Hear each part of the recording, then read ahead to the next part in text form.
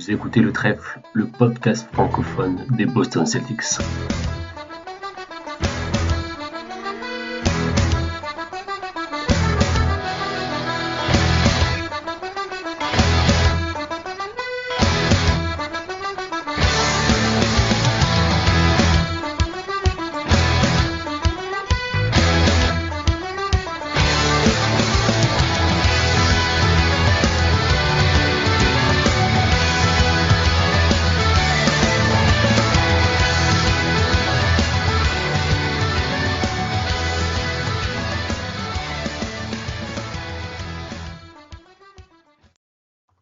Bonjour à toutes et à tous, bienvenue dans l'épisode numéro 10 du podcast Le Trèfle.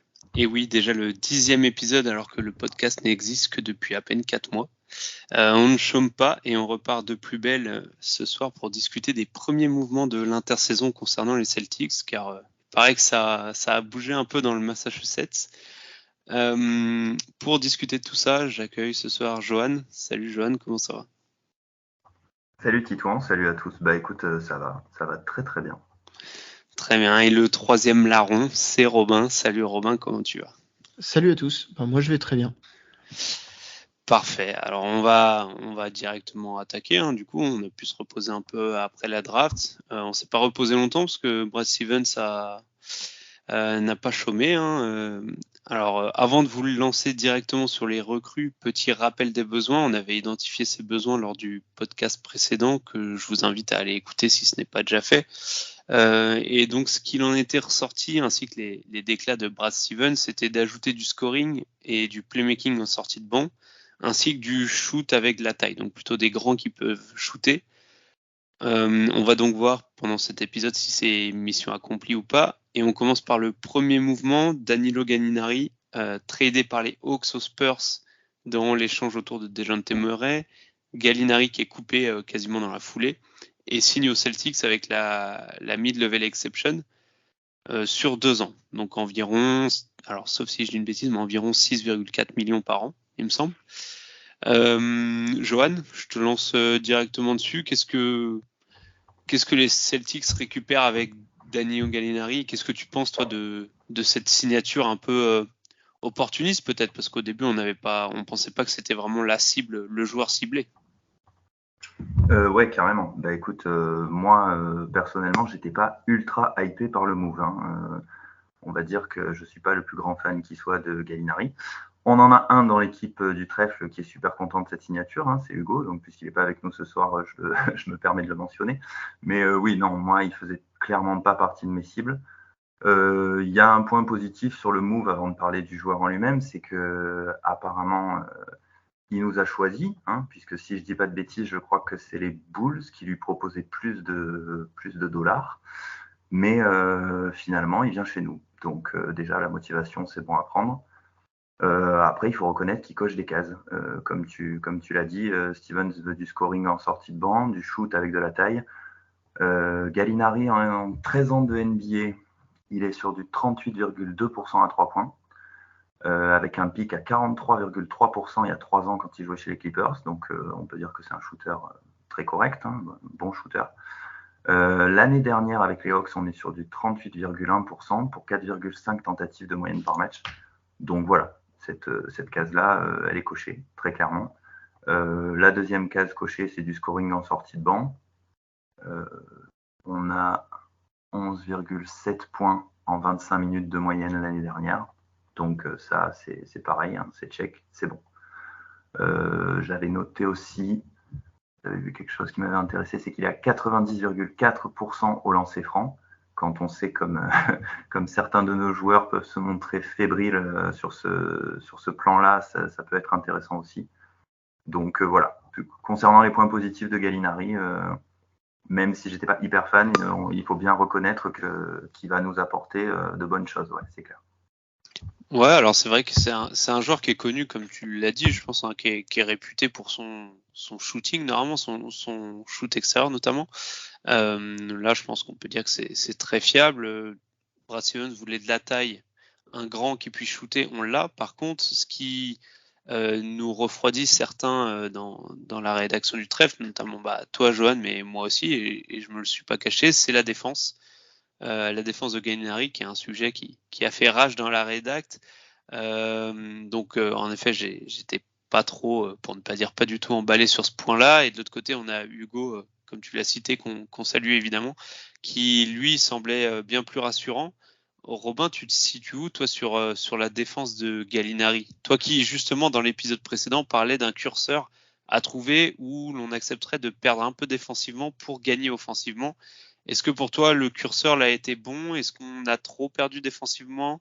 Ou au contraire tu penses que Gallinari est pas si négatif que ça défensivement? Je pense que c'est difficile de fixer le curseur avec Gallinari tant ces années aux Hawks sont un échantillon qui est vraiment peu flatteur, mais dans l'ensemble en fait de l'équipe.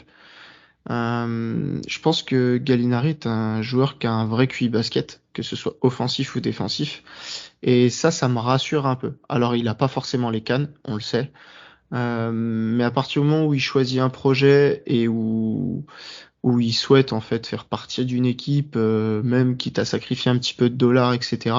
Je me dis déjà qu'il y a un mindset qui est positif et que du coup il va se fondre éventuellement dans le moule. On a une défense collective qui est excellente, donc qui nécessite du QI. Là-dessus, on en a. À voir après ce que ça va donner physiquement. Je pense que pour le temps de jeu qu'il va avoir, qui sera nettement, à mon avis, en dessous des 25 minutes, ça m'étonnerait qu'il dépasse les 20 minutes, même en saison régulière. Euh, on aura quelqu'un de toute façon qui va, pas comme tout joueur offensif en fait en sortie de banc, qui va clairement dépendre de son adresse et qui va en fait d'un match à l'autre te faire accepter ou pas le curseur que tu as placé. Si quelqu'un s'y met dedans, et ben tu lui pardonneras un petit peu ses errements qu'il peut avoir des fois s'il en a, parce qu'encore une fois c'est très difficile de se faire une idée sur ces dernières sorties. Et puis, bah, s'il met pas dedans, et bah, de toute façon, tu sais que tu as l'effectif suffisamment profond pour couper court justement au match qu'il est en train de te faire. Après, c'est un profil, moi, qui m'a beaucoup étonné dans le sens où il n'était pas sur le marché quand on a fait notre dernier podcast. Il n'était pas encore coupé, etc. Et du coup, je veux quand même dire que faut qu'on se rende compte chez les fans des Celtics que pour une MLE, de toute façon, il faut bien s'attendre à avoir énormément de profils qui sont, quoi qu'il arrive, très orientés ou très perfectibles. C'est un salaire qui est quand même assez bas sur l'échelle NBA. Et du coup, forcément, tu as soit des ring chasers, soit des gens justement qui sont très orientés comme Gallinari. Donc là, par exemple, il nous fallait de l'attaque. Tu as quelqu'un qui est perfectible en défense, mais qui est bon en attaque, ou vice-versa, en fait. Et du coup, il faut quand même qu'on intègre le truc dans le sens où, bah, pour 6,3 millions par an, bah, tu fais des concessions et dans l'ensemble, il coche quand même plus de cases je pense que ça reste une bonne addition pour ce prix-là. Ouais, c'est vrai que c'est important de rappeler de le mettre en rapport avec le prix et le fait qu'avec une MLE, de toute façon, tu vas pas choper un mec qui va jouer 35 minutes et qui va tourner à 25 points par match. Ça, c'est clair. Alors, je reviendrai après sur un point sur sa jouabilité en playoff, qui est, selon moi, qui était vraiment plus que la défense. C'est vraiment le côté qui m'inquiétait un peu. Mais Johan, tu voulais rebondir sur quelque chose? Ouais, je voulais revenir sur ce que disait Robin. En fait, bon, c'est sûr que je suis d'accord avec ce qu'il disait, je pense que quand tu joues chez les Hawks, en fait, ça aide pas forcément à te mettre en valeur au niveau de ta défense. Et je voulais savoir je crois que c'est Elias qui nous disait que quand il était à Denver, sa défense était correcte. Je sais pas si moi honnêtement à ce moment-là je suivais pas Nos assez Clippers, pour ces vraiment. ratings sont bons. Alors, je n'étais pas sous la tête, mais Hugo nous avait sorti les ratings qui étaient tout à fait corrects, en fait, quand il était sur le terrain. Après, c'est toujours pareil, ça reste une défense collective, il faut voir ce qu'il avait à côté, mais c'est notre cas aussi, c'est-à-dire que tu es capable de mettre 4 très bons défenseurs à côté de Gallo, et du coup, enfin, je veux dire, on a bien joué avec Pritchard, et t'étais pas mauvais, si tu veux. Et Pritchard n'est pas un bon défenseur, pas parce qu'il veut pas, mais parce qu'il a pas les outils. Là, même avec Gallo, tu rajoutes un peu de taille, etc. Donc, en soi, sur les séquences qu'il va jouer, etc., faudra voir. Je pense que sur la saison régulière, t'auras pas de problème particulier. À voir en playoff, mais c'est pareil, une MLE en playoff, tu vas la sortir comme carte joker si t'as vraiment besoin et tu seras content qu'ils viennent faire ces 5-10 minutes éventuellement pour pousser certains points que tu as envie de pousser. Mais Mais dans l'ensemble, ça reste assez négligeable. Si jamais on compte vraiment sur une MLE pour passer un step en playoff, bon bah dans ce cas-là, c'est qu'il nous reste plus grand-chose ou que donc franchement encore une fois, la rentabilité contrat joueur me semble très correcte et c'est pour ça que ça me va bien en fait. Il va falloir de toute façon qu'on se rende compte que les équipes contenders, parce que bah, on va être jugé comme tel maintenant, c'est important en fait d'avoir des joueurs qui ne performent pas en dessous de la valeur de leur contrat. Plus l'inverse même, c'est-à-dire qu'ils surperforment par rapport à ce que tu les payes. Et plus notre roster avance, et moins on va en avoir, puisque les contrats montent. Et du coup, typiquement, des joueurs à ce tarif-là, si le mec il te fait gagner un match de playoff parce que bah, sur 15 minutes, il t'a fait un 4 sur 6 à 3 points, et ben Mazette, on prend, tu vois. Donc du coup, je pense que c'est vraiment là-dessus qu'il va falloir l'attendre, sur la petite sortie, le petit coup de boost qui va bien, bien senti au bon moment. Et puis voilà, hein, faudra pas en attendre beaucoup plus, mais c'est déjà bien. Et on a bien noté la petite expression à l'ancienne de Romain, toujours. Il y en a toujours une par Important. épisode. C'est important. Non, bah ouais, ok, bah, on est plutôt d'accord sur le fait que le joueur, vis-à-vis de son contrat, c'est quand même un bon move de le récupérer. Tu lâches rien parce que c'est même pas un trade, c'est une signature. Donc voilà. Moi, je persiste à penser qu'il faudra quand même surveiller la défense, notamment en playoff. Mais voilà, vous avez l'air plutôt rassuré de ce point-là, notamment par rapport à ce qu'il nous a montré dans d'autres équipes dans ces années précédentes et aussi par rapport à la puissance, à la défense collective, on va dire. Donc globalement, un très bon move. Il y a l'expérience, il y a le shoot, il y a la taille et surtout, comme vous l'avez dit, pour vraiment pas cher. On va passer au deuxième move, sauf si vous voulez rajouter quelque chose. Sinon, on passe au deuxième move. Parce que c'est le plus important, celui qui va arriver, je pense. C'est ça. Deuxième mouvement du front office de Boston, un trade cette fois-ci, auquel on ne s'attendait pas, je pense. Peu de rumeurs étaient sorties à ce sujet. On était surtout focus sur les cibles potentielles pour la TPE. On imaginait beaucoup Brad Stevens choisir tel ou tel joueur avec la TPE, mais on ne le voyait pas du tout sortir un trade. Mais c'est donc avec un trade pour faire venir Malcolm Brogdon que Brad Stevens a pris tous les fans à contre-pied, on va dire. Johan, est-ce que tu peux nous rappeler un peu le détail du trade et nous dire ce que tu penses de la venue de Brogdon dans l'effectif? Oui, tout à fait. Donc Brad Stevens a réalisé, à mon avis, un coup assez extraordinaire, puisqu'il envoie donc Daniel Theis, Aaron Nesmith, Johan Morgan, Nick Stauskas et Malik Fitz à Indiana, ainsi qu'un first pick 2023. C'est bien ça? C'est bien ça. Voilà. Et que en retour, on reçoit Malcolm Brogdon. Moi, je ne sais pas ce que vous en pensez. Enfin, je pense savoir ce que vous en pensez parce que j'ai du mal à l'imaginer autrement. Je trouve que ce trade est extraordinaire en fait. Concrètement, bon, Daniel Theis, personnellement, je dois avouer que ça me fait un petit pincement au cœur parce que j'aime beaucoup ce joueur, mais comme disait Robin tout à l'heure, quand tu rentres très clairement dans les équipes contenders, tu peux plus te permettre de faire du sentiment. Donc bon, on envoie Daniel Theis qui était notre 10e joueur, hein, qui rentrait pas forcément dans la rotation, qui a assez peu joué en playoff, surtout sur la fin. On envoie Aaron Nesmith qui restera un point d'interrogation, même si au plus on avance dans le temps, au plus on peut se dire que de toute façon, même si un jour ça marche pour lui, il y avait peu de chances que ça marche chez nous. On envoie 3 mecs de bout de banc. Alors c'est sûr qu'on ne peut pas dire que c'est rien, parce qu'on peut penser par exemple à Malik Fitz quand on le voit sur le banc. C'est un mec qui peut-être joue beaucoup dans l'ambiance, etc., qui apporte quelque chose peut-être de positif dans le vestiaire. Ça, on n'a pas les cartes en main, on n'est pas avec eux dans ces moments-là, donc on ne peut pas savoir à quel point il est intéressant de ce point de vue-là. Mais bon, voilà, avec toute l'affection qu'on peut avoir pour des joueurs comme Fitz, Morgan ou Stauskas, concrètement, ils ne rentrent pas dans les plans quand il y a vraiment besoin de faire des choix. Et à partir de là, en gros, tu envoies 3 joueurs de bout de banc, tu envoies 2 joueurs qui pouvaient apporter un petit peu, mais qui n'étaient pas des joueurs importants. Et tu reçois, je pense qu'on peut dire, un mec qui a le niveau pour être meneur titulaire en NBA, même bon meneur en NBA, et qui va, selon toute vraisemblance, sortir du banc chez toi, qui va donc être un luxe extraordinaire. Ça, juste une petite parenthèse, ça, avant qu'on s'attarde sur Brogdon, c'est ça qui est le plus impressionnant sur les deux moves de Brad Stevens, c'est que au final, on se plaignait d'une rotation, à juste titre, hein, d'une rotation assez limitée en playoff, où on était sur une rotation, on va dire, de 8 joueurs.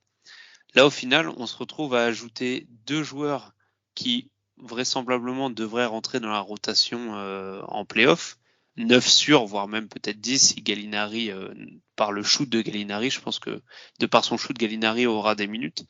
C'est peut-être ça le plus impressionnant de la part de Brad Stevens, c'est d'avoir réussi à ajouter 2 joueurs dans la rotation playoff, tout ça en lâchant j'ai envie de dire évidemment il y a du pic dedans, mais que un seul joueur de rotation, et encore c'est un joueur de rotation qui était tout au fond de la rotation et qui a même pas joué, qui a joué très peu de minutes en finale face aux Warriors, je pense donc à Daniel Theis.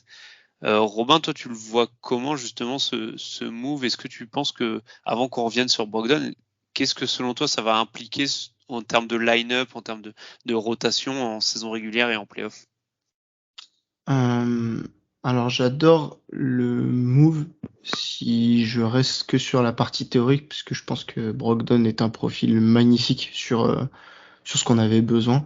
J'aime beaucoup le fait que Stevens, comme tu viens de le dire, n'ait pas touché en fait à ton corps, et c'est assez impressionnant en fait de voir que en gros tes finalistes NBA ils ont pas bougé et que t'es capable d'additionner un gars du standing de Brogdon sans vendre ton avenir, sans vendre tout ça. C'est un prix qui me semblait ok, clairement. On en reparlera d'ailleurs après parce qu'il y a quand même deux, trois petites choses à voir si ça clique ou pas, mais dans l'ensemble, c'est ce que j'avais tweeté aussi. J'adore les idées en fait que Stevens a depuis 2 ans, les idées basket pures que tu ferais en fait, que tu poserais sur ta feuille. En fait, théoriquement, je trouve que les éditions qu'il fait en fait régulièrement sont excellentes, et pour un coût qui me semble minime quand on voit l'impact qu'ils peuvent avoir. Encore une fois, Brogdon, c'est aujourd'hui un titulaire NBA sans problème, et c'est un mec qui va accepter de jouer contre des bancs NBA. Donc rien que ça, le décalage est énorme, et on parle même pas encore du fit et du style du joueur, hein. On parle D'ailleurs, juste pour l'instant de niveau intrinsèque. pour la petite parenthèse, sur le Discord avec d'autres fans des Celtics, on avait évoqué l'arrivée de Brogdon, et moi j'avais été contre, tout simplement parce que je m'étais dit, j'étais persuadé en fait que si on voulait trade pour Brogdon, il aurait fallu envoyer Ouais. Derrick White ou Marcus Smart. Et là, pour moi, ça aurait été un non, parce que je pense pas que la plus-value, échanger Derrick White contre Brogdon, ok, tu gagnes en shoot, tu perds peut-être en playmaking, bon, c'est peut-être kiff-kiff. Enfin, voilà, il y a plusieurs choses. Tu gagnes peut-être un peu, mais c'est pas significatif. C'est pour ça que j'étais contre, mais au final, quand on voit la contrepartie, là, il y a même pas à être. Là, c'est difficile d'être contre en fait, parce que tu arrives à récupérer Brogdon sans toucher à tes 9 meilleurs joueurs de ta rotation. C'est ce qui me semble en fait le plus fort à faire, c'est vraiment ça. Et en plus, j'ai pas l'impression qu'Indiana soit mécontent du trade. Donc je pense que les deux parties se sont trouvées au bon moment. Et du coup, ça donne ce trade-là qui, en fonction des résultats sur l'année, pourrait être vraiment un excellent trade. On avait parlé aussi de timeline sur le podcast précédent. Et ben, le mec, il est encore sous contrat pendant 2 ans derrière de mémoire. Donc du coup, t'es vraiment sur quelque chose où même si jamais ça marchait pas, tu gardes aussi une asset. Donc t'as vraiment pas hypothéqué ton avenir. Et tu t'es renforcé. Et en plus, le fait que t'aies pas touché ton corps va permettre d'avoir cette continuité recherchée par rapport à ton équipe actuelle. Je pense en plus que c'est quelqu'un qui est apprécié dans la sphère NBA parce qu'on sait que c'est un mec qui est vice-président des opérations basket avec Jaylen Brown, avec Grant Williams. Donc c'est un mec qui a eu aussi pas mal de manifs avec les Black Lives Matter avec Jaylen Brown. Donc je pense qu'en plus c'est vraiment quelqu'un qui est apprécié. Ça a l'air d'être un chic type du coup pour le coup. Donc en tant que fan, c'est quand même toujours agréable d'avoir des joueurs un petit peu de ce standing-là qui dépassent un petit peu la balle orange. Donc du coup, non, vraiment pour l'instant, sur le papier, le trade, il est top. Yes, ça marche. Bah, on va en venir un peu plus sur ce joueur-là. C'est vrai que juste pour revenir sur les contrats, comme tu disais, il me semble que tous les joueurs, enfin notre rotation de 10 joueurs, sont tous sous contrat pendant au moins 2 ans. Donc Brogdon et Gallinari qui ont 2 ans. Le prochain, c'est Brown, je crois. Le prochain qui doit signer, c'est Brown. Jalen Brown qui a cette année et encore celle d'après. Je dis une bêtise, il y a Grant Williams, mais ça dépend. Oui, on attend peut-être voilà. la prolongation dans l'été. Il peut se passer cet été d'ailleurs. Ouais. Mais du coup, c'est vrai que ça te permet d'envisager sereinement l'avenir dans le sens où c'est pas un one shot juste pour cette saison. En fonction de comment se déroule la saison, en gros, tu peux viser le titre sur minimum 2 ans avec cet effectif-là, sachant qu'en fonction de comment ça se passe, tu gardes des contrats assez facilement tradables, on va dire. Donc les contrats facilement tradables sont souvent les contrats qui se situent entre, on va dire, 8 et 20 millions. C'est des contrats qui s'échangent assez facilement, notamment quand tu veux aller chercher du plus gros contrat. Johan, on revient un peu sur Brogdon plus en détail. Quel joueur c'est? Alors je pense que beaucoup de gens le connaissent maintenant, mais qu'est-ce qui t'a surpris? Qu'est-ce que tu as remarqué quand tu as vu ce trade et que tu as fouiné un peu dans les stats? Eh ben, moi là où j'ai été surpris en fait, c'est que je m'attendais pas à ce genre de joueur pour notre move principal, on va dire. Bon, comme tu l'as dit tout à l'heure, le move principal, on pensait tous qu'il se ferait par la TPE. Donc on en a parlé, enfin les copains du trèfle en ont parlé dans le podcast précédent. On pouvait viser des Werther, des KCP, des Kennard, des Kuzma. Et puis voilà, le fait en fait que donc apparemment il semblerait que les Celtics aient exploré toutes les possibilités et que en fait ils ont décidé entre guillemets de mettre cette TPE de côté, quitte à du coup devoir effectuer un trade et à prendre un salaire plus gros. Moi j'ai été surpris, mais en même temps, Brogdon, je pense qu'on peut dire très clairement que c'est mieux que tous ces joueurs-là qu'on avait envisagés. C'est un petit peu au-delà des espérances. Maintenant, moi personnellement, du coup, j'ai pas participé au podcast précédent, mais j'espérais vraiment que ce gros move, il allait être pour un wing. Je pensais vraiment qu'on aurait besoin d'un ailier pour soulager Tatum et pour avoir un mec qui puisse prendre le relais à ce niveau-là.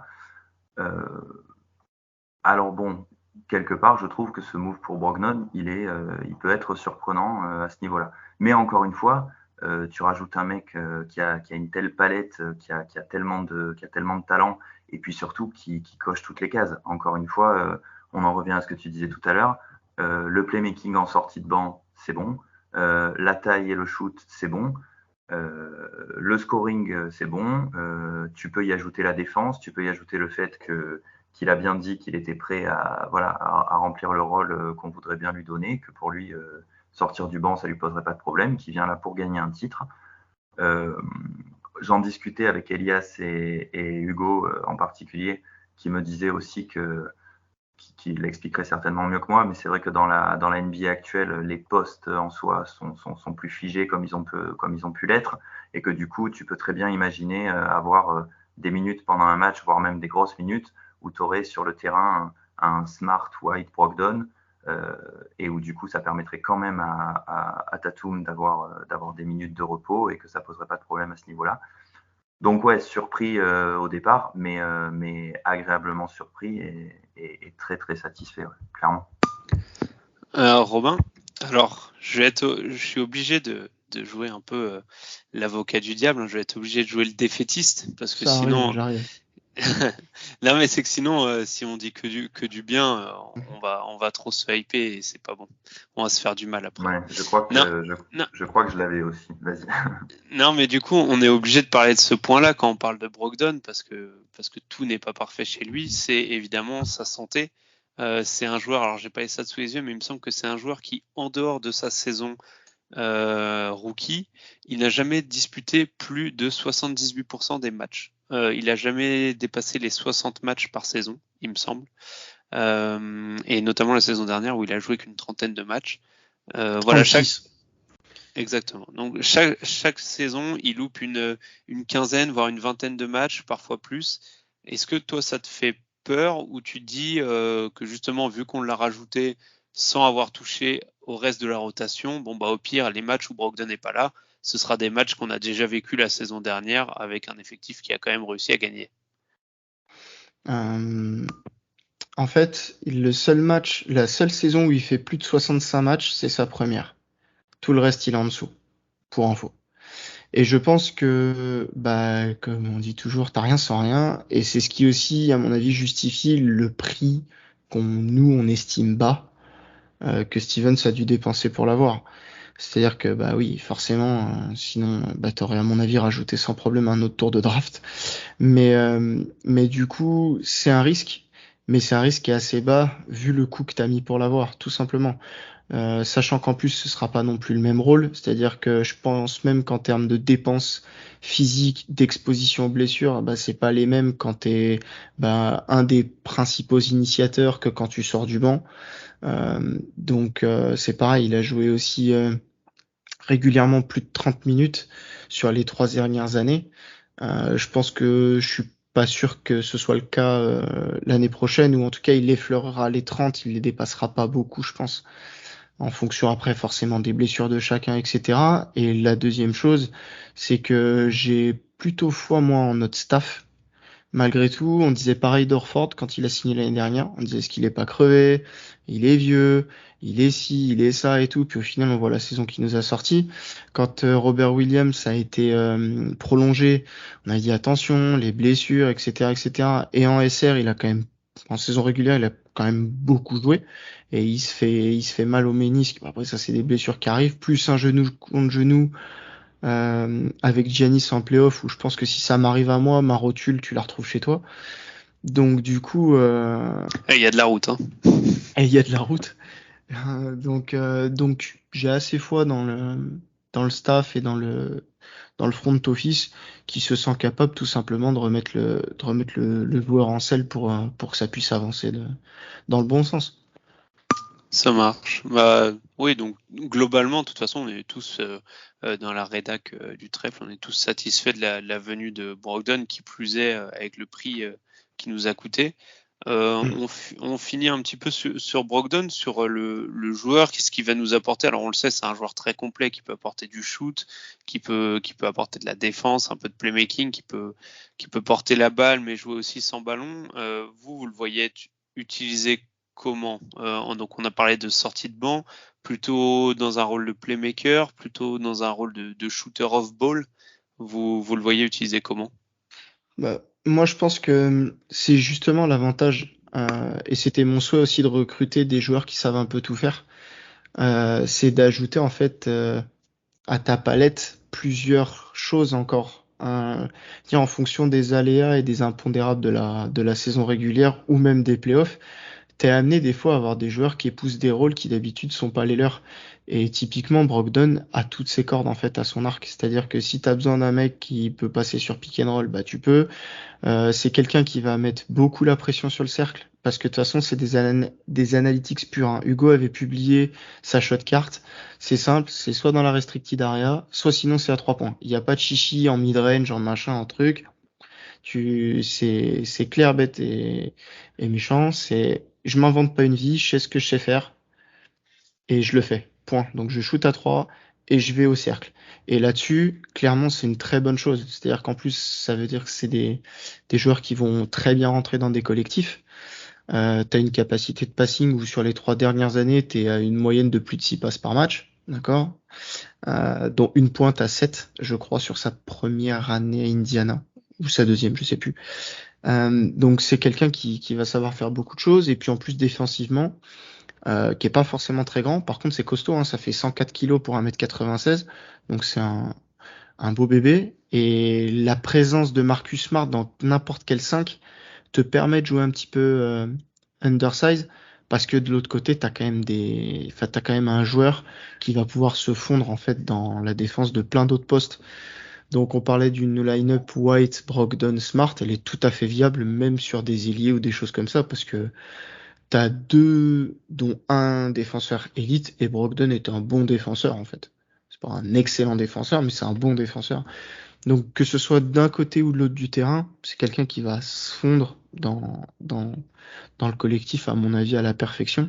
Et en plus, qui va être même sublimé, parce que on peut remarquer sur ces dernières années à Indiana que le shoot, ça allait et ça venait, notamment à 3 points, où tu as du 31% sur cette année, du 38 celle d'avant et du 32 celle d'avant. Et en fait, moi, je suis allé regarder un petit peu, on voit que ça dépend justement des tirs assistés ou non qu'il prenait. Dès qu'il prend trop de tirs à 3 points qui ne sont pas assistés, c'est-à-dire qu'il est obligé de créer son propre shoot, bah, tu as une chute de ses pourcentages. Et dès qu'il a des shoots qui sont plus assistés, et ben t'as une hausse. En catch and shoot, c'est quelqu'un sur sa carrière qui a régulièrement franchi les 44-45% en catch and shoot. C'est parfait. Parce que c'est à mon avis le rôle qu'on va lui demander quand il sera aux côtés des Jets. Et vu que c'est quelqu'un qui après sait passer et mettre la pression au cercle, c'est parfait. C'est le rôle qu'on va lui demander quand les Jets seront pas là en fait. Ouais, au final, c'est un peu le couteau suisse qui nous manquait, notamment sur les lignes C'est presque un extérieures. Derrick White, mais avec un shoot à 3 qui est beaucoup plus sûr en fait. Ouais, moi je pensais à une sorte de, c'est un peu notre Grant Williams, mais des lignes extérieures. Un peu le mec qui va faire tout ce que les autres ne font pas. Ouais, mais qui est encore plus performant sur Oui, l'offensif. C'est-à-dire qu'il a plus de palettes, en évidemment, fait. Moi, c'est ce qui évidemment. m'intéresse le plus, c'est sa pression sur le cercle quand les Jets sont pas là, hein. Clairement. Bah, pas le même âge et pas la même expérience. Mais par contre, ouais, comme tu dis, la pression sur le cercle, de manière générale, je dirais, moi, ce que je suis pressé de voir, c'est son utilisation quand il sera sur le terrain avec Jaylen Brown quand Tatum sera sur le banc. Parce qu'on en Ouais. a parlé plusieurs fois, Jaylen Brown, en tant que créateur d'offense, c'est particulier, on va dire. Il arrive parfois à se créer son shoot, mais bon, c'est plus un bad shot maker que vraiment un bon créateur. Et ça va être intéressant de voir avec un ball handler comme Brogdon à ses côtés, si est-ce qu'il laisse le ballon un peu plus à Brogdon et lui revient dans son rôle qui lui va si bien et là où il est élite, c'est-à-dire ce rôle de finisseur off ball. Moi, je pense que c'est l'objectif caché, hein. Enfin, on va pas se mentir, hein.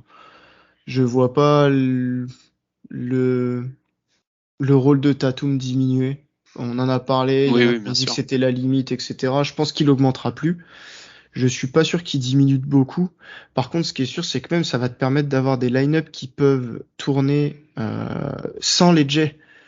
C'est-à-dire que tu vas pouvoir aussi reposer les deux jets en même temps si jamais tu as envie de le faire pour avoir après des plus gros temps forts, tout simplement puisque tu as la présence d'un mec qui va pouvoir faire tourner une attaque en fait. Donc il y a plein de vraiment de choses qui va nous amener et j'ai très hâte de voir ces multiples parce que c'est vraiment le mot. Il va avoir plein d'utilisations différentes. Ça marche. Alors, je pense qu'on a fait un bon tour. Brad Stevens, du coup, avait déclaré vouloir du scoring, du playmaking en sortie de banc et du grand qui shoot, comme on l'a dit. Il a lié les paroles aux actes avec Gallinari et Brogdon qui cochent ces cases-là. Dans tous ces mouvements, on l'a dit, ce jour de la rotation allongée a fait ses valises avec Daniel Theis. Alors en l'état, en termes de nombre de joueurs dans la rotation, on n'a pas de problème, hein, on est sur une dizaine de joueurs de rotation. Par contre, quand on regarde notre secteur intérieur, avec un Al Horford de 36 ans et un Rob Williams qui a un passif de blessure assez sérieux, un troisième pivot capable d'apporter une dizaine, voire une quinzaine de minutes serait quand même le bienvenu. Les gars, du coup, ma question est simple. Quelle cible pour ce poste de troisième pivot? Et est-ce que vous pensez qu'on utilisera la TPE et la biannual exception? Ouais, bah écoute, oui, c'est une question tout à fait pertinente. C'est vrai que c'est là aussi que, au-delà de l'aspect sentimental du truc, tu te dis que Tice va manquer parce que bon, c'est sûr qu'on pouvait pas le conserver au prix où il était et puis pour le rôle qu'on lui demandait. Mais là, voilà, on se retrouve dans une situation où ça risque d'être un petit peu compliqué parce que notre effectif, il est, comme tu le disais, il est très sympa. Mais quand tu te retrouves avec tes deux bigs principaux qui sont un mec de 36 ans, malgré, encore une fois, j'enlève absolument rien à Al Horford, il a fait une saison absolument extraordinaire, mais il y a quand même fort à parier qu'à un moment ou à un autre, son âge risque un petit peu de le rattraper. Et puis la santé de Rob, qui est toujours un point d'interrogation, même si ça s'est pas trop mal passé la saison dernière. Du coup, oui, il va forcément falloir ajouter quelqu'un. On peut se poser la question, est-ce que si Gallinari joue sur un poste de big, si ça se passe pas mal, est-ce qu'il peut avoir des grosses minutes? Est-ce qu'il peut soulager un petit peu Al Horford? Est-ce que Grant Williams peut faire un peu de 5 en small ball? Tout ça, c'est peut-être des choses qui seront utilisées ponctuellement. Mais oui, il risque de manquer quelqu'un. Après, pour les cibles, clairement, moi, personnellement, j'ai pas de noms qui me viennent comme ça, parce que le souci, c'est que c'est vrai que le marché des pivots et même des bigs en général, il est pas extraordinaire. On a vu, donc, on a Hugo qui nous a lancé l'info tout à l'heure, qui disait que d'après Jared Weiss, la possibilité d'utiliser la TPE n'est pas totalement exclue. Alors, ce ne sera pas pour utiliser les 17 millions ou ni même pour utiliser une grosse partie de cette TPE, mais on pourrait voir quand même cette TPE dégainer avec un contrat bien plus bas, mais être utilisée quand même, tout simplement pour ne pas la laisser expirer, puisque il faut rappeler qu'il nous reste une dizaine de jours. On est le 7 juillet, elle expire le 18.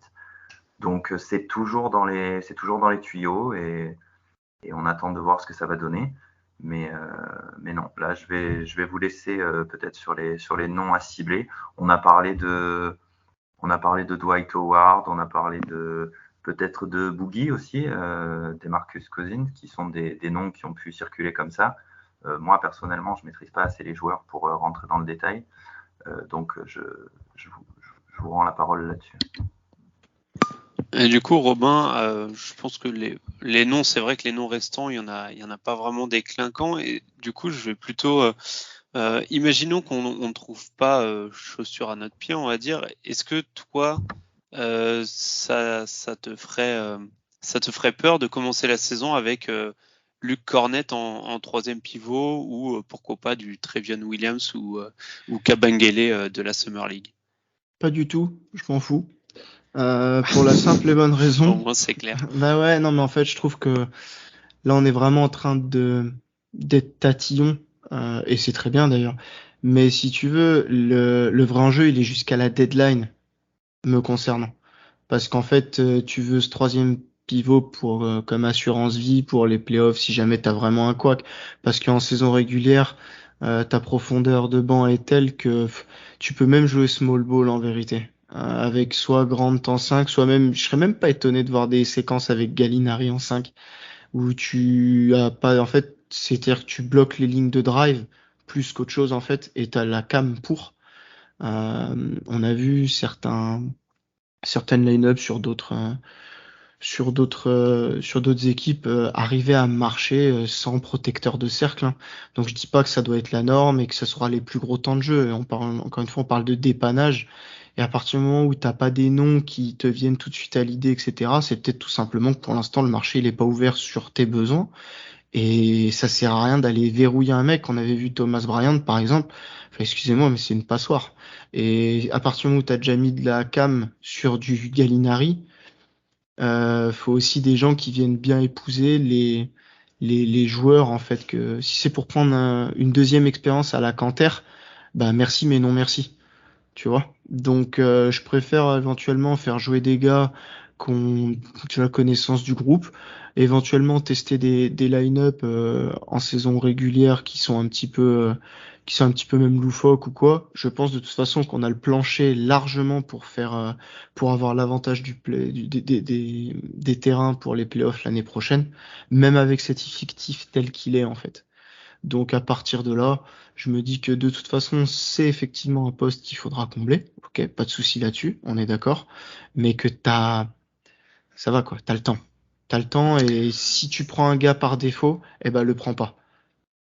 C'est vrai. Alors c'est vrai qu'au final on a jusqu'à la deadline. Alors bien sûr faudra voir les pivots coupés, que ce soit maintenant ou que ce soit à la deadline, après les moves qui seront faits. On pense notamment à Hugo qui nous cite souvent Derek Favors, par exemple. Après, c'est vrai que du coup, à la deadline, on n'aura plus la TPE. Chose importante, je pense que ça a son importance de le souligner par rapport à la TPE et à la biannual exception. Certains pourraient être étonnés de voir les Celtics ne pas utiliser la TPE de 17 millions en se disant que ce serait du gâchis de la laisser s'expirer alors que tu peux rajouter un joueur avec un contrat d'une quinzaine de millions, ce qui signifie un joueur compétent. Tout d'abord, déjà, il faut trouver le marché. Des joueurs qui sont payés entre 10 et 15 millions, il y en a, mais est-ce que les équipes dans lesquelles ils sont acceptent de les échanger contre quasiment rien? Il y en a pas beaucoup. On pense à Luke Kennard, on pense à du Kuzma, des gars comme ça. Et surtout, autre chose importante à souligner, je pense, pour la TPE, on est quasiment à 20 millions au-dessus du cap, ce qui signifie qu'à partir de maintenant, 20 millions, au-dessus de la luxury tax. Tu vas te faire allumer. Ce qui signifie qu'à partir de maintenant, chaque million supplémentaire dans la masse salariale représente un surplus d'un peu plus de 3 millions en taxes à payer pour le proprio. Donc à chaque fois qu'on ajoute 1 million, le proprio doit payer 3 millions en plus. C'est même un peu plus, je crois que c'est 3,75. Donc voilà, peu de probabilité qu'on utilise la TPE, surtout pour ramener un contrat de 7, 8, 10 millions, voire plus. Parce que du coup, si tu ramènes un contrat de 10 millions, ça représente une dépense de plus de 30 millions supplémentaires pour les proprios. Donc ce qui est énorme. Et pour la biannual exception, qui vaut environ 4 millions, il me semble, si je dis pas de bêtises. Ouais, mais celle-là, j'y compte pas du tout parce que ça te restreint pour l'année qui suit et c'est là où tu auras besoin peut-être éventuellement d'un peu plus de flexibilité. Je pense que la biannuelle pour cette année, on peut l'oublier. Je pense. Exactement, c'est ce que j'allais dire, c'est que donc pour ceux qui connaissent pas, comme son nom l'indique, c'est une exception qu'on n'a qu'une année sur deux. Et donc si on l'utilise cette année, on ne l'aura pas la saison prochaine. Et quand on voit les joueurs encore, les agents libres encore disponibles, je suis pas sûr qu'il y ait un joueur avec une plus-value assez intéressante qui vaille le coup qu'on utilise la biannual exception cette année, et donc plus l'avoir pour la saison prochaine, alors qu'on aura sûrement moins de marge pour se renforcer la saison prochaine, et c'est peut-être là qu'on aura probablement besoin. Je sais pas si du coup, c'était une petite partie un peu chiante, cap space, etc. Mais je pense que ça valait le coup de le rappeler pour pas que les gens commencent à crier après Brad Stevens, pourquoi t'as pas utilisé la TPE, etc. Donc voilà, les gars, je sais pas si vous voulez revenir un peu sur la suite un peu de cette intersaison. Est-ce que vous voyez des joueurs qui vous intéresseraient, des cibles, ou plutôt on va attendre la Summer League et voir ce qui se passe avec les jeunes? Oui, écoute, la Summer League, on va voir ce que ça donne. Ouais. Je sais pas. Moi, très honnêtement, je n'ai pas la chance d'avoir vos connaissances en scouting. Donc, j'avoue que tous ces jeunes-là, Trevion Williams et comment il s'appelle l'autre dont tu as parlé Kabengele. Voilà, Kabengele, je connais vaguement de nom, mais je ne suis pas du tout au fait de leurs compétences. Donc, j'attends de voir avec intérêt. Hein. J'ai hâte d'être ça va vite arriver. Hein. C'est déjà dans 2 jours. Donc, ça va être sympa. Mais à ce niveau-là, non. Je sais pas. J'ai juste noté un truc pour revenir sur ce que Robin disait tout à l'heure. Ça m'a fait sourire de voir ça. Gallinari va être le plus grand joueur de l'équipe. Avec Horford, je crois. 2m08. Ouais, il fait quoi, Horford? 2,06? Il me semble que c'est 2,06, ouais. Possible. Ouais. C'est beau. Ça, c'est de la rim protection. Non, pas sûr que ça suffise, mais en tout cas, la taille, elle y est. Tu vois, par exemple, on parlait toujours de ce poste de pivot à remplacer, là, avant de retourner sur la Summer League. Par contre, tu as des TPE qui, elles, finissent, celle de Juancho, elle finit le 19 janvier 2023. Et là, t'es beaucoup plus, et elle fait quand même quasiment 7 millions. Et du coup, là, tu serais plus éventuellement sur des TPE qui peuvent te permettre de débloquer, même si c'est pas avec un joueur qui est coupé, d'aller chercher avec des petits second tours de draft ou des trucs comme ça sur des contrats finissants, ce qu'il te faut. Donc c'est pour ça, je pense que pour ce dernier poste, vu la gueule des noms qui en ce moment, je pense qu'il faut pas qu'on se précipite. Et bah s'il y a une TPE qui passe, celle de Fournier, qu'on l'a pour rien, bah tant pis, t'avais une corde à ton arc. Bon, tu viens de faire un coup qui était pas prévu aussi concernant la fanbase avec Brogdon. Donc faut pas le voir comme une perte, faut juste le voir comme une éventualité que t'as pas prise. Point. Et, C'est ça. et pas C'est- forcément un échec. Non, mais importante précision. Et d'ailleurs, c'est ce qui est ressorti dans les médias. Et je crois même que Brad Stevens lui-même avait déclaré ça, que en fait, le move pour Brogdon avait un peu enterré l'utilisation de la TPE pour la raison qu'on a expliquée, du fait que maintenant on est à 20 millions au-dessus de la luxury tax. Et qu'en fait, à la base, c'était la TPE qui était prévue d'être utilisée, mais qu'en fait, l'opportunité de ramener Ben voilà. Brogdon était trop belle. Et que oui, voilà, c'est ça, c'est qu'on n'a pas utilisé la TPE, mais c'est pas parce que on a été frileux ou quoi, c'est parce que du coup on a fait un autre move qui à la base n'était pas prévu, mais qui au final s'est avéré, selon Brad Stevens, plus pertinent que d'utiliser la TPE sur les joueurs, les joueurs qui étaient disponibles. Et c'est en train de se voir là, c'est ce côté opportuniste de Brad Stevens. Je trouve que ça fait quand même beaucoup de choses où tu vois que le mec il est là au bon moment et qu'il hésite pas. Je veux dire, quand il a fallu se débarrasser du trade de Kemba, le mec il a dégainé sans aucun problème et on a vu le résultat. Ça, à mon avis, à terme, c'est pas toujours des réussites, hein. Pour l'instant, je vois que des réussites, mais réagir aussi rapidement comme ça et tenter des choses, un jour tu te casses les dents. Mais pour l'instant, je trouve vraiment les trucs qui sont très intéressants et rapidement faits. C'est-à-dire qu'en plus, même pour un coach et un coaching staff, avoir ton effectif aussi rapidement, et ben c'est quand même un vrai luxe. C'est un vrai luxe aussi pour tes joueurs, pour qu'ils puissent s'entraîner ensemble, pour la cohésion de groupe et tout. Et du coup, là-dessus, c'est vraiment très très intéressant, même sur ce qu'il avait fait à la deadline. On voit que c'est quelqu'un qui tergiverse pas et qui est très terre à terre dans ce qu'il fait. Là, voilà, on parlait de la TPE, il s'est pas forcément attaché comme un forcené dessus. Et du coup, moi, ça me plaît beaucoup, en tout cas, ce que je vois et le dynamisme qu'il a dans les ajustements qu'il fait sur son effectif. Donc ça, je trouve que c'est très bon augure pour la suite et ça permet aussi de se dire, bah soyons patients parce qu'on a un mec qui est à l'affût et on n'a pas un mec qui est là avec des panic moves en disant ouais il me reste pas ou il faut absolument que je signe quelqu'un et tout. Non, on a quelqu'un qui va vraiment se poser et prendre ce qu'il y aura à prendre s'il y a quelque chose à prendre. Donc je suis assez rassuré moi là-dessus et pour ça je te dis ce poste de troisième pivot, il va arriver quand il arrivera et puis voilà. C'est vrai on est plutôt entre de bonnes mains. Brad Stevens qui a pas l'air d'avoir froid aux yeux, chose qui a parfois été reprochée à Danny Ainge, notamment sur la fin de son mandat, on va dire, où parfois il était un peu frileux de balancer des pics ou des assets pour renforcer l'équipe. Là, Brad Stevens n'a pas l'air d'avoir peur. Après, bon, Danny Ainge était comme ça aussi au début, hein, il n'a pas eu peur de balancer des assets parfois. Mais c'est vrai que je pense que les fans des Celtics peuvent se dire qu'on est entre deux bonnes mains.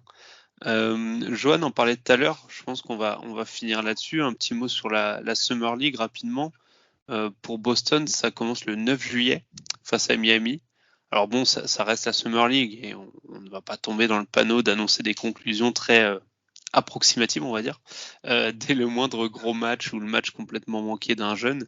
Ceci dit, ce sera l'occasion de voir notre rookie, J.D. Davison, à l'œuvre, de voir un peu du Sam Hauser, même si lui, ce sera plutôt en saison régulière qu'on l'attendra, que je l'attendrai en tout cas, avec les Celtics, mais aussi intéressant à regarder, comme on l'a dit tout à l'heure, des Kabengele et Trevion Williams qui peuvent clairement avoir leur chance pour essayer d'attraper un spot, justement, comme on l'a dit, dans le secteur intérieur, qui est peut-être le secteur où il y a le plus d'opportunités.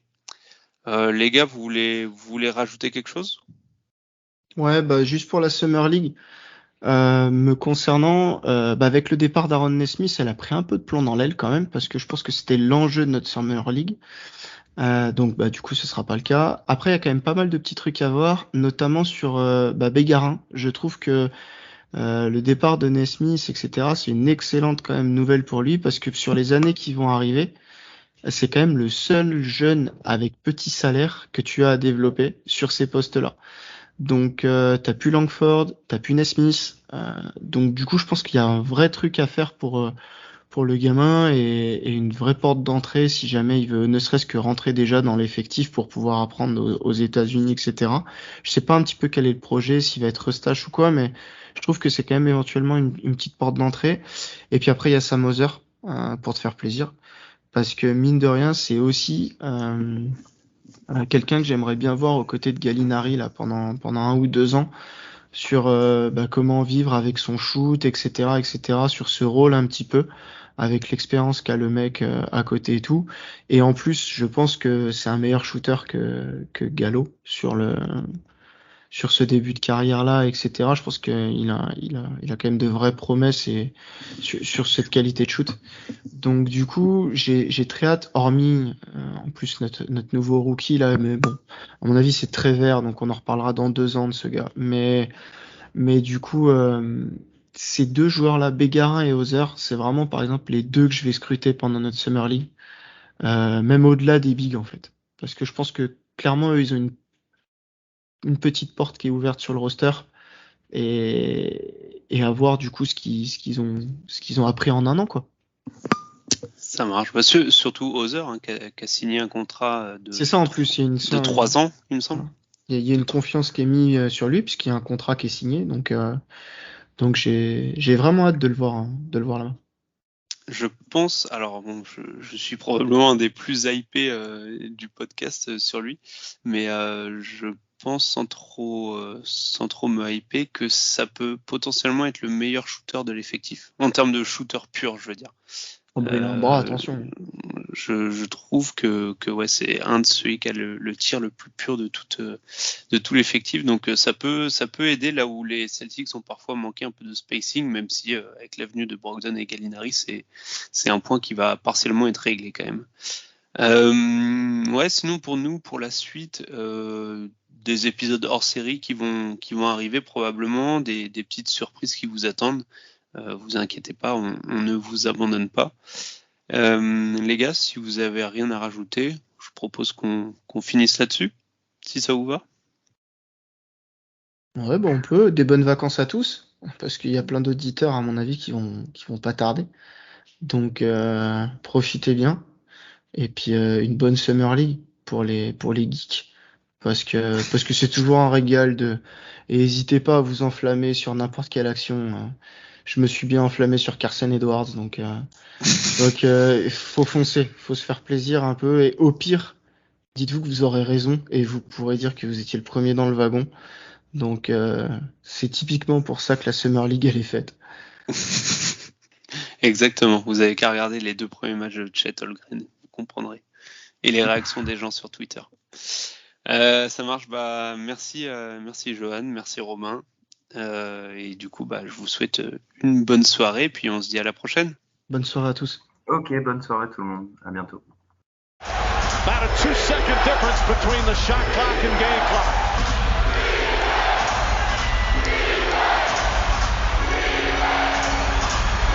Thomas on the drive, pull-up jumper, it's good! Isaiah Thomas gives the Celtics the lead with 2.4 remaining. 13 fourth quarter points. And Atlanta calls their final timeout. So many big shots for both teams, Jeff, down the stretch.